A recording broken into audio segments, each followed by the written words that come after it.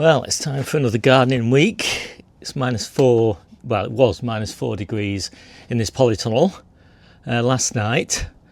I gave it a bit of time to warm up before I came down to the allotment. Had a lovely walk on the beach, and there's nothing I like more really than walking on the beach on a sunny day.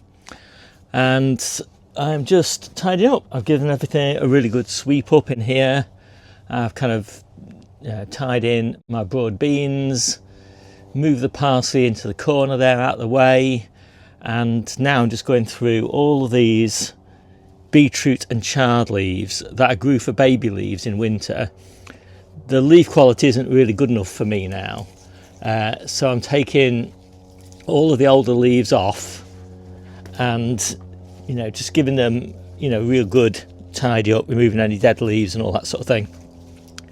Removing the biggest of the stems that I've cut off that are no longer obviously going to grow. So these should come back to life by about the end of February, early March, and that'll be kind of the time when I stop growing the baby leaves in the greenhouse, which are the ones that I'm harvesting right now. So yeah, these look a lot tidier. I think there's going to be a lot less likelihood then of any sort of diseases developing, whatever. I'm a bit unsure about these golden beetroot. These like it a lot warmer. They really don't grow very much in the colder months. So really they don't, even March really, they don't do very well, even in the polytunnel. So I'll be sowing those a bit later, my replacements for these. But I am still hoping that I'll get something from these before they go to seed, because I really do like golden beetroot leaves. I think they're exceptional in the salads. Well, they're okay steamed as well, but I mean I really like them in the salads. They're very tasty, super healthy, and so I'm going to give these quite a bit of TLC, get them as healthy as I can, and then basically kind of leave them. So I need to move them out of the way, and I want them, they'll probably move outside actually not long after the potatoes move in here, because chard and beetroot's nice and hardy. So I generally move the potatoes in here, the early ones, about the middle of March, something like that. And let's hope for the best. So that's looking a lot better, and pretty much any leaf really that I'm not going to eat, I'm taking off.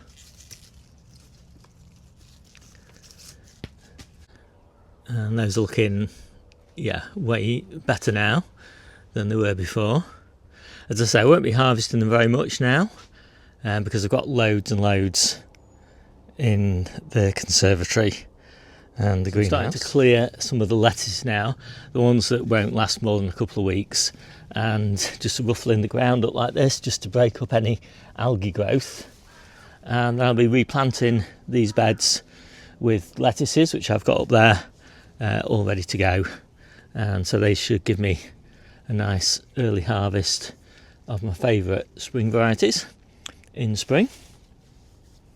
I will leave some of the lettuces in the bed as well to overwinter, but I just gradually replace them with new ones as I go. And most of my cabbages, well in fact all of my cabbages now, are inside, just in these little pots, just to keep them healthy for as long as possible.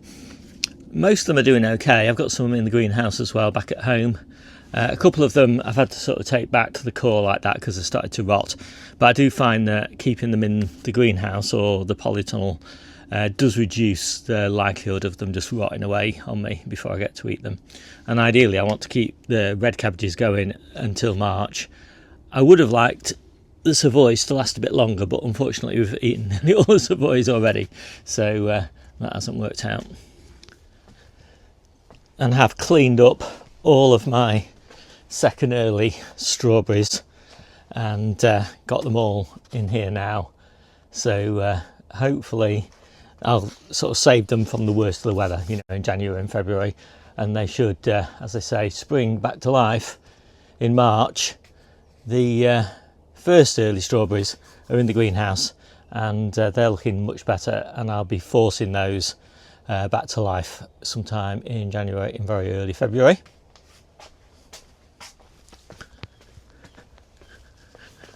And then finally, in the spirit of tidying up, I have just cleaned up the Asian green bed, and that's all looking pretty good now. Most of this will be cleared by sort of the middle of February probably, and we'll get this replanted. I'm not exactly sure with what yet, but last year I replanted it with calabrese, with radishes down the edges and things like that, but I'm not 100% sure yet. I do leave my plans quite fluid at this time of year and see how I feel as we get close to the date. Well, there's very little I can do on the plot today because the ground is absolutely rock solid. I did want to get a bit of weeding done, but I'm not going to be able to do that. But I think I might just take this bean frame down because I want to use this for peas, and I'll be starting those peas in a week or so's time and planting them out sometime in early February, something like that, with some protection. And what I also need to do is just get myself some Charlotte seed potatoes. So I'm hoping there's a couple in here that I can use. Yeah, these should be okay. I'll get these chitting.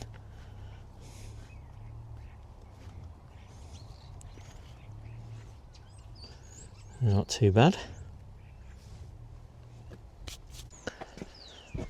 And I'll save this potato compost for my early carrots, which I'll be starting pretty soon. I'm going to grow Mokum. I'll probably start them back at home just to get them germinated, because it's a bit too cold really to germinate anything on the allotment right now.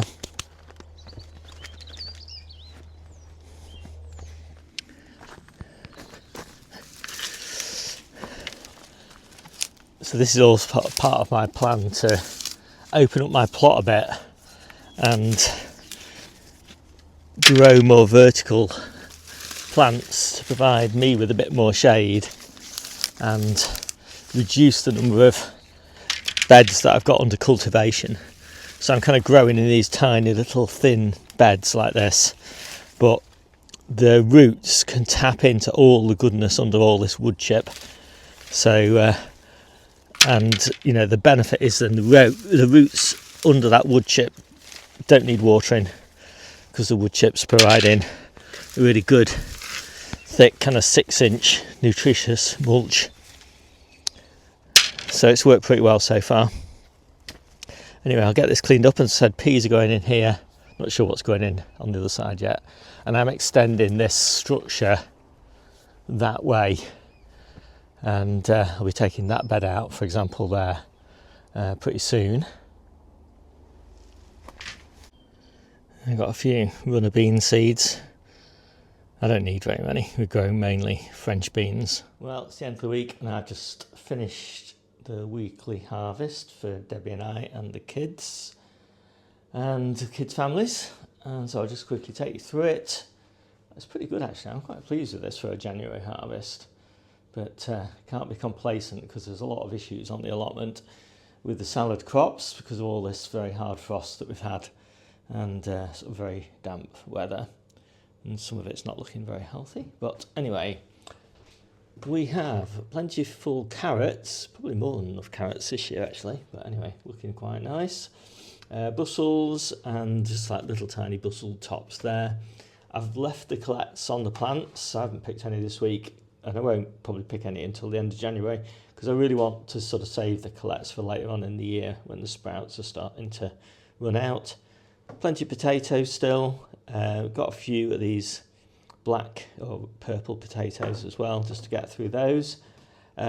Just actually started chitting my potatoes for my super early succession. Beetroot from the ground, we've got plenty in store as well, but they're looking absolutely top notch. Leeks, kale, various different types of kale, just like a few pathetic little calabrese florets, but still nice to have. penultimate harvest of the Savoys. I've just cleared out all the little red cabbages that are starting to rot, so they were quite a bit bigger than that, but now that's what's left of them. All the red cabbages we've got left now are a reasonable size, and that should last us quite a while. Plenty of squash, so keep us going, well, probably until May sort of time. Bags, well, containers and bags of mixed greens, spinach and chard and beetroot leaves and things like that for smoothies. Plenty of onions, plenty of shallots. Shallots are starting to sprout. They have been for months actually. I don't really know why the shallots have been susceptible to sprouting this year, but they have.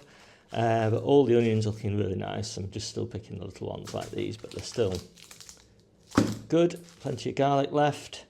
I did want to show you the difference between the Yakon that's in my main store, like the big tubers of Yakon, which are just sort of underneath a fleece blanket in the shed, and this Yakon, which is in sealed containers in the same shed. So it's the same temperature, but look at the difference. I mean, obviously there's a colour difference, but I mean, look how the skin's starting to wizen up a little bit. Whereas these are absolutely beautiful. And they're smaller, obviously, because otherwise I wouldn't get them in the container, but even the small ones are in beautiful condition. So I'm kind of switching the way I grow Yakon now. I think pretty much I'm going to grow it in the containers, so I get these smaller roots. I'm going to store it in a sealed top container like this, because I mean, you just can't fight against the logic of it. The quality of these is pretty much exactly the same as when they went in to the containers. Really great. So I'm hoping that we're going to be eating these in well into spring, probably into May, something like that. We have finished tomatoes now, so we bought those from the shops. Spinach, most of the spinach, the really good stuff now, is from the grow lights. Spinach at this time of year, I think it's fine for cooking, but this is just beautiful. So crunchy and fresh tasting. It's just amazing by comparison with the spinach from the ground. But some of the stuff from the ground is really nice, and the Claytonia is a good example of that. And the baby carrots are looking lovely, and tatsoi is not too bad. It's not brilliant at this time of year, but it's pretty good. These are also from the grow lights. These are bull's blood beetroot leaves, again for the salad mixes, really lovely. What's this one? Red tatsoi probably, although it's not really a tatsoi, but I think it's described on the seed packet as red tatsoi, but it's probably really red pak choi. So okay, these are the golden beetroot leaves, absolutely stunning, really great from under the grow lights. And yeah, just there's no comparison between these leaves, which are really succulent and crisp, and the ones that are just grown in natural light at this time of year. I think I've got one little radicchio left over, and I've just broken one up there for again to go into the salad mixes. And there's the lettuce bases to the salad mixes. So as I always do, I'll make up those salads so you can see the end result. And yeah, pretty happy with this. My name's Steve. This is the Seaside Kitchen Garden and Allotment channel. I'll see you soon.